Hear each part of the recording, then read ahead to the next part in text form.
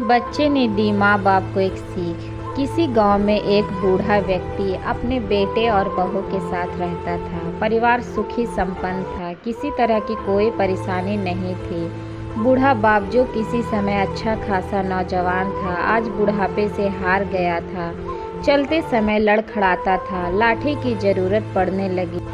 चेहरा झुर्रियों से भर चुका था, बस अपना जीवन किसी तरह व्यतीत कर रहा था। घर में एक चीज़ अच्छी थी कि शाम को खाना खाते समय पूरा परिवार एक साथ टेबल पर बैठकर खाना खाता था। एक दिन ऐसे ही शाम को जब सारे लोग खाना खाने बैठे, बेटा ऑफिस से आया था। भूख ज़्यादा थी सो जल्दी से खाना खाने बैठ गया और साथ में बहू और उसका एक बेटा भी खाने लगे। बूढ़ा हाथ जैसे ही थाली उठाने को हुए, थाली हाथ से छिटक गई, थोड़ी दाल टेबल पे गिर गई।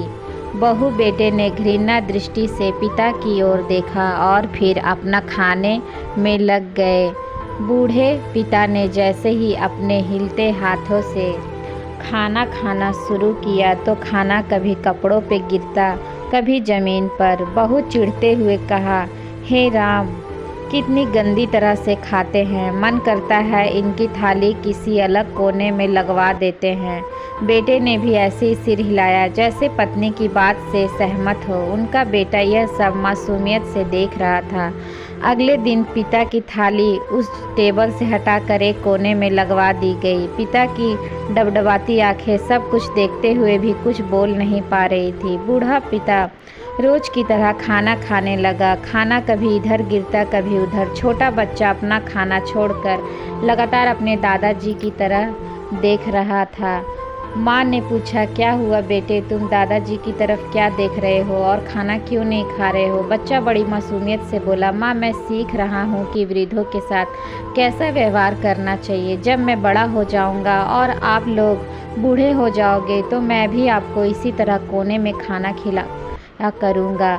बच्चे के मुंह से ऐसे सुनते ही बेटे और बहू दोनों काँप उठे। शायद बच्चे की बात उनके मन में बैठ गई थी, क्योंकि बच्चा ने मासूमियत के साथ एक बहुत बड़ा सबक दोनों लोगों को दिया था। बेटे ने जल्दी से आगे बढ़कर पिता को उठाया और वापस टेबल पे खाने के लिए बिठाया, और बहू भी भागकर पानी का गिलास लेकर आई कि पिताजी को कोई तकलीफ ना हो।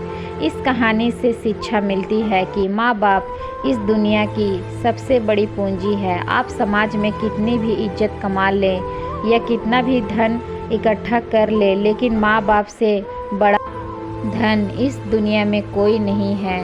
तो दोस्तों, आज की ये बूढ़े बाप की स्टोरी कैसी लगी आप लोगों को कमेंट में ज़रूर बताइएगा। स्टोरी अच्छी लगी हो तो चैनल को लाइक शेयर सब्सक्राइब कर लीजिएगा। मिलते हैं नेक्स्ट स्टोरी के साथ, तब तक के लिए धन्यवाद।